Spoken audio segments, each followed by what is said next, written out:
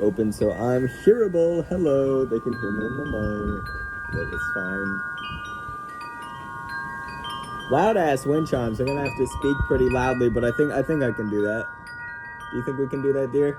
Shoot the wind chimes. Shoot the wind chimes. Fuck the wind chimes. We are on chapter 1 of Paper Towns. We're past the prologue, so let's get right into it. You can see the wind chimes. They can see the wind chimes. Welcome back, everybody, to my Minecraft Let's Play. I'm gonna fucking kill you. You read. Okay, I'm reading. The longest day of my life began tardily.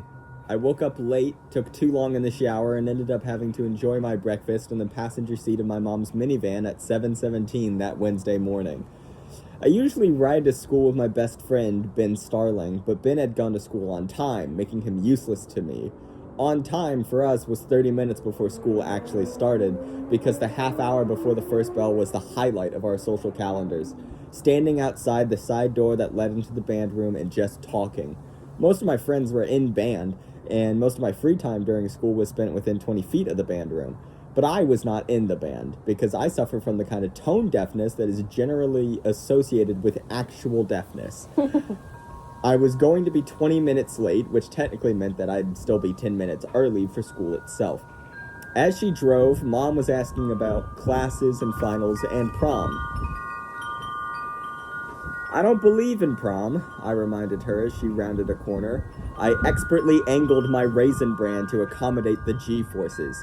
I'd done this before. Well, there's no harm in just going with a friend. I'm sure you could ask Cassie Heine.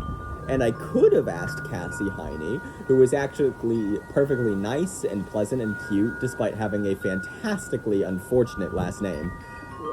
It's not just that I don't like prom, I also don't like people who like prom, I explained, although this was, in point of fact, untrue. Ben was absolutely gaga over the idea of going. Mom turned into school and I held the mostly empty bowl with both hands as we drove over a speed bump. I glanced over at the senior parking lot. Margot Roth Spiegelman's silver Honda was parked in its usual spot. Mom pulled the minivan into a cul-de-sac outside the band room and kissed me on the cheek. I could see Ben and my other friends standing in a semicircle. I walked up to them, and the half circle effortlessly expanded to include me. I said effortlessly wrong, but we'll skip past that. They were... Effort. Fuck off, you little fucking... What are you playing? A game. Keep going. They were talking about my ex-girlfriend, Susie Chung, who played cello and was apparently creating quite a stir by dating a baseball player named Taddy Mack. Whether this was his given name, I did not know, but at any rate, Susie had decided to go to prom with Taddy Mack. Another casualty. Bro, said Ben, standing across from me. He nodded his head and turned around. I followed him out of the circle and through the door. A small, olive-skinned creature who had hit puberty but never hit it very hard. Ben had been my best friend since 5th grade, when we both finally owned up to the fact that neither of us was likely to attract anyone else as a best friend. Plus, he tried hard, and I liked that, most of the time. How you doing? I asked. We were safely inside, everyone else's conversations making ours inaudible. Radar's going to prom, he said morosely. Radar was our other best friend. We called him Radar because he looked like a little bespectacled guy called Radar on this old TV show, MASH. Except, 1, the TV Radar wasn't black, and 2, at some point after the nicknaming, our Radar grew about 6 inches and started wearing contacts. So I suppose that 3, he actually didn't look like the guy on MASH at all, but 4, with 3.5 weeks left of high school, we weren't very well going to re-nickname him. That girl Angela? I asked. Radar never told us anything about his love life, but this did not dissuade us from frequent speculation. Ben nodded, and then said, you know my big plan to ask a fresh bunny to prom because they're the only girls who don't know the Bloody Ben story? I nodded. Well, Ben said, this morning some darling little 9th grade honey bunny came up to me and asked me if I was Bloody Ben, and I began to explain that it was a kidney infection and she giggled and ran away, so that's out. In 10th grade, Ben was hospitalized for a kidney infection, but Becca Arrington, Margot's best friend, started a rumor that the real reason he had blood in his urine was due to chronic masturbation. Despite its medical implausibility, this story had haunted Ben ever since. That sucks, I said. Ben started outlining plans for finding a date, but I was only half listening because through the thickening mass of humanity crowding the hallway, I could see Margot Rath Spiegelman. She was next to her locker, standing beside her boyfriend, Jace. She wore a white skirt to her knees. Fucking hell, wind blew my page. She wore a white skirt to her knees and a blueprint top. I could see her collarbone. She was laughing at something hysterical, her shoulders bent forward, her big eyes crinkling at their corners, her mouth open wide, but it didn't seem to be anything Jace had said, because she was looking away from him, across the hallway to a bank of lockers. I followed her eyes and saw Becca Arrington draped all over some baseball player like she was an ornament and he a Christmas tree. I smiled at Margot even though I knew she couldn't see me. Bro, you should just hit that. Forget about Jace. God, that is one candy-coated honey bunny. As we walked, I kept taking glances at her through the crowd, quick snapshots, a photographic series entitled Perfection Stands Still While Mortals Walk Past. As I got closer, I thought maybe she wasn't laughing after all. Maybe she'd received a surprise gift or something. She couldn't seem to close her mouth. Yeah, I said to Ben, still not listening, still trying to see as much of her as I could without being too obvious. It wasn't even that she was so pretty, she was just so awesome, and in the literal sense. And then we were too far past her, too many people walking between her and me, and I never got close enough to hear her speak or understand whatever the hilarious surprise had been. Ben shook his head because he had seen me see her 1,000 times, and he was used to it. Honestly, she's hot, but she's not that hot. You know who's seriously hot? Who? I asked. Lacey, he said, who was Margot's other best friend. Also, your mom. Bro, I saw your mom kiss you on the cheek this morning, and forgive me, but I swear to God, I was like, man, I wish I was cute, and also, I wish my cheeks had penises. I elbowed him in the ribs, but I was still thinking about Margot, because she was the only legend who lived next door to me. Margot Rath Spiegelman, whose 6-syllable name was often spoken in its entirety with a kind of quiet reverence. Margot Rath Spiegelman, whose stories of epic adventures would blow through school like a summer storm. An old guy living in a broken-down house in Hot Coffee, Mississippi, taught Margot how to play the guitar. Margot Rath Spiegelman, who spent 3 days traveling with the circus. They thought she had potential on the trapeze. Margot Rath Spiegelman, who drank a cup of herbal tea with the Millionaires backstage after a concert in St. Louis while they drank whiskey. Margot Rath Spiegelman, who got into that concert by telling the bouncer she was the bassist's girlfriend. And didn't they recognize her? And come on, guys, seriously, my name is Margot Rath Spiegelman, and if you go back there and ask the bassist to take one look at me, he will tell you that I either am his girlfriend or he wishes I was. And then the bouncer did so, and then the bassist said, yeah, that's my girlfriend, let her in the show. And then later the bassist wanted to hook up with her, and she rejected the bassist from the Millionaires. The stories, when they were shared, inevitably ended with, I mean, can you believe it? We often could not, but they always proved to be true. And then we were at our lockers. Radar was leaning against Ben's locker, typing into a handheld device. So you're going to prom, I said to him. He looked up and then looked down. I'm de-vandalizing the Omnictionary article about a former Prime Minister of France. Last night someone deleted the entire entry and then replaced it with the sentence, Jacques Chirac is a gay.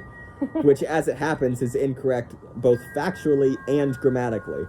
Radar is a big-time editor of this online user-created reference source called Omnictionary. His whole life is devoted to the maintenance and well-being of Omnictionary. This was but one of several reasons why his having a prom date was somewhat surprising.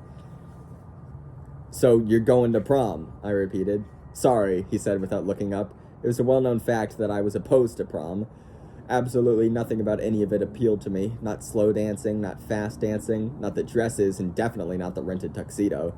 Renting a tuxedo seemed to me an excellent way to contract some hideous disease from its previous tenant, and I did not aspire to become the world's only virgin with pubic lice. Bro, Ben said to Radar, the Fresh Honeys know about the bloody Ben story. Radar put the handheld away finally and nodded sympathetically. So anyway, Ben continued, my 2 remaining strategies are either to purchase a prom date on the internet or fly to Missouri and kidnap some nice corn-fed little honey bunny. I'd tried telling Ben that honey bunny sounded more sexist and lame than retro cool, but he refused to abandon the practice. He called his own mother a honey bunny. There was no fixing him. I'll ask Angela if she knows anybody, Radar said. Although getting you a date to prom will be harder than turning lead into gold. Getting you a date to prom is so hard that the hypothetical idea itself is actually used to cut diamonds, I added. Radar tapped a locker twice with his fist to express his approval, and then came back with another. Ben, getting you a fuck me. Ben, getting you a date to prom is so hard that the American government believes the problem cannot be solved with diplomacy, but will instead require force.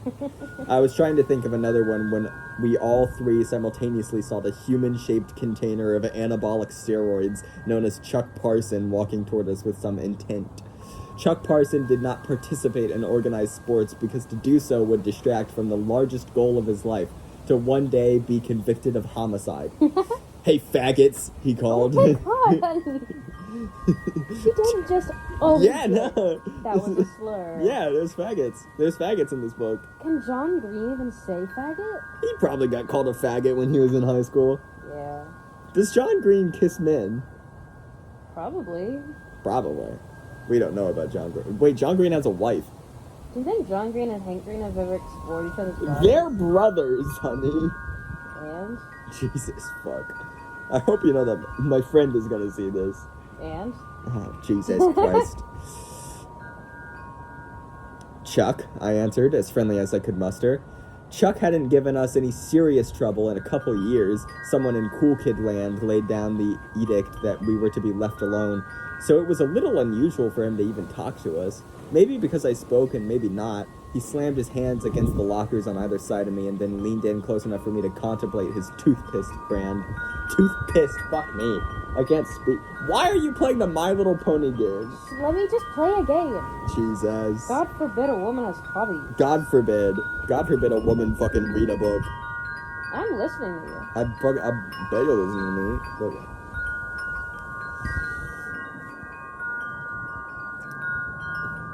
Anyways, he leaned in close enough for me to contemplate his toothpaste brand. What do you know about Margot and Jace? I said. I thought of everything I knew about them.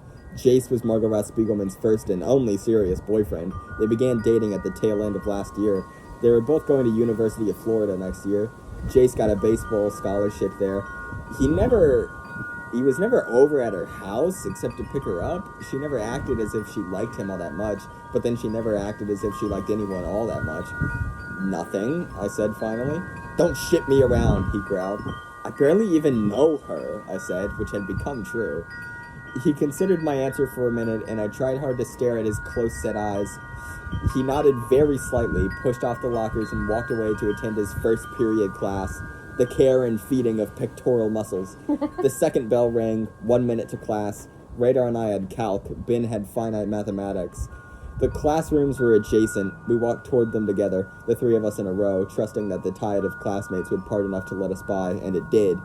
I said, getting you a date to prom is so hard that 1,000 monkeys typing at 1,000 typewriters for 1,000 years would never once type, I will go to prom with Ben. That's pretty good. Ben could not resist tearing himself apart. My prom prospects are so poor that Q's grandma turned me down. She said she was waiting for Radar to ask her. Radar nodded his head slowly. It's true, Q. Your grandma loves the brothers. It was so pathetically easy to forget about Chuck, to talk about prom even though I didn't give a shit about prom. Such was life that morning. Nothing really mattered that much, not the good things and not the bad ones. We were in the business of mutual amusement, and we were reasonably prosperous. I spent the next 3 hours in classrooms trying not to look at the clocks above various blackboards, and then looking at the clocks, and then being amazed that only a few minutes had passed since I last looked at that clock. I had nearly 4 years of experience looking at these clocks, but their sluggishness never ceased to surprise.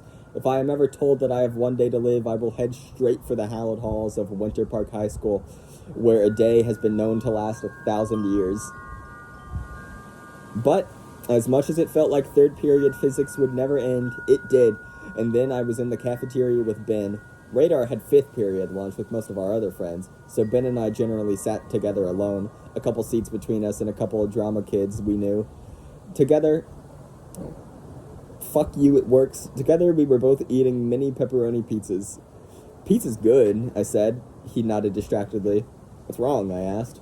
Nothing, he said through a mouthful of pizza. He swallowed. I know you think it's dumb, but I want to go to prom. 1, I do think it's dumb. 2, if you want to go, just go. 3, if I'm not mistaken, you haven't even asked anyone. I asked Casey Heine during math. I wrote her a note. I raised my eyebrows questioningly. Ben reached into his shorts and slid a heavily folded piece of paper to me. I flattened it out. Ben, I'd love to go to prom with you, but I'm already going with Frank. Sorry. C. I refolded it and slid it back across the table. I could remember playing paper football on these tables. That sucks, I said. Yeah, whatever. The walls of sound felt like they were closing in on us, and we were silent for a while.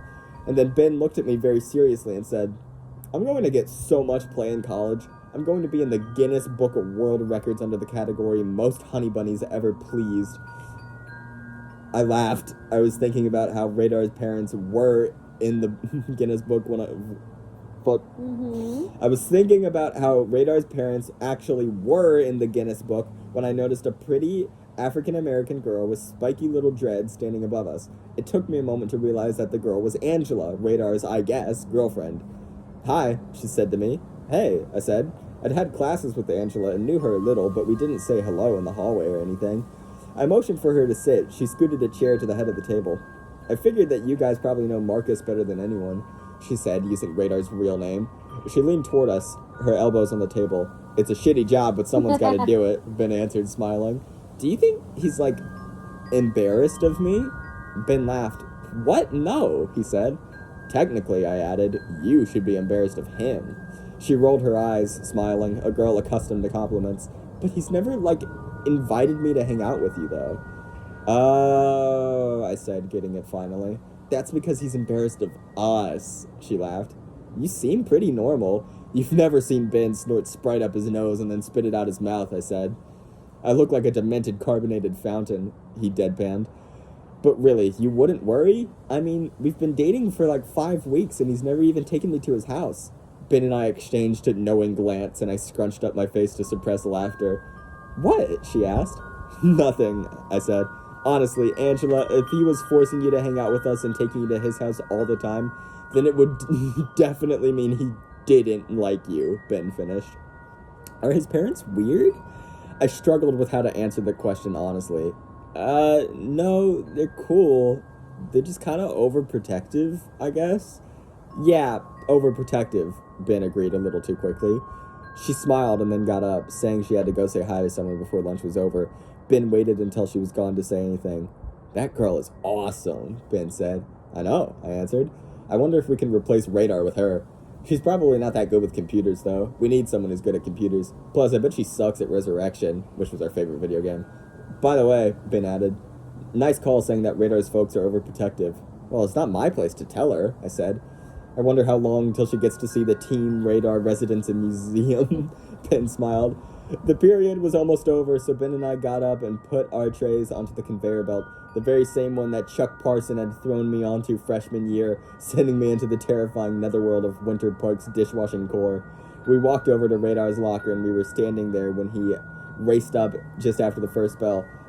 I decided during government that I would actually literally suck donkey balls if it meant I could skip that class for the rest of the semester, he said. You can learn a lot about government from donkey balls, I said. Hey, speaking of reasons you wish you had fourth period lunch, we just dined with Angela. Ben smirked at Radar and said, yeah, she wants to know why she's never been over to your house. Radar exhaled a long breath as he spun the combination to open his locker. He breathed for so long that I thought he might pass out. Crap, he said finally. Are you embarrassed about something? I asked, smiling. Shut up, he answered, poking his elbow into my gut. You live in a lovely home, I said. Seriously, bro, she's a really nice girl. I don't see why you can't introduce her to your parents and show her Casa Radar. Radar threw his books into his locker and shut it. The din of conversation around us quieted just a bit as he turned his eyes toward the heavens and shouted, It is not my fault that my parents own the world's largest collection of Black Santas. I'd heard Radar say the world's largest collection of Black Santas perhaps 1,000 times in my life, and it never became any less funny. But he wasn't kidding. I remembered the first time I visited. I was maybe 13. It was spring, many months past Christmas, and yet black Santas lined the windowsills. Paper cutouts of black Santas hung from the stairway banister. Black Santa candles adorned the dining room table. A black Santa oil painting hung above the mantel, which was itself lined with black Santa figurines. They had a black Santa Pez dispenser purchased from Namibia. The light-up plastic black Santa that stood in their postage stamp front yard from Thanksgiving to New Year's spent the rest of the year proudly keeping watch in the corner of the guest bathroom, a bathroom with homemade black Santa wallpaper created with paint and a Santa-shaped sponge. In every room, save Radar's, their home was awash in black Santadom. Plaster and plastic and marble and clay and wood and resin and cloth. In total, Radar's parents owned more than 1,200 black Santas of various sorts. As a plaque beside their front door proclaimed, Radar's house was an officially registered Santa landmark according to the Society for Christmas. You just gotta tell her, man, I said. You just gotta say, Angela, I really like you, but there's something you need to know. When we go to my house and hook up, we'll be watched by the 2,400 eyes of 1,200 black Santas. Radar ran a hand through his buzz cut and shook his head.